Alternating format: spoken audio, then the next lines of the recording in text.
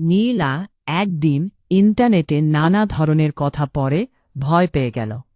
কোথাও লেখা ছিল হস্তমৈথুন করলে বড় ক্ষতি হয়, আবার কোথাও বলা হচ্ছিল এতে কোনো সমস্যা নেই।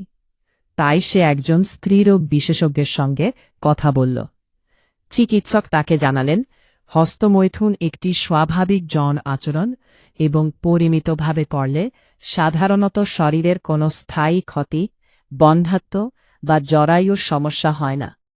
তবে যদি এটি এত বেশি হয় যে পড়াশোনা, কাজ বা দৈনন্দিন জীবন ব্যাহত হয়, অথবা খুব জোরে করার কারণে ব্যথা, জ্বালা বা আঘাত লাগে, তাহলে সমস্যা হতে পারে। এমন ক্ষেত্রে অভ্যাস নিয়ন্ত্রণ করা এবং প্রয়োজনে চিকিৎসকের পরামর্শ নেওয়া উচিত। সঠিক তথ্য জানার পর নীলার অযথা ভয় দূর হল। সে বুঝল গুজব নয়, স্বাস্থ্য বিষয়ক সিদ্ধান্ত নেওয়ার সময় বিশ্বাসযোগ্য তথ্য ও বিশেষজ্ঞের পরামর্শই সবচেয়ে গুরুত্বপূর্ণ।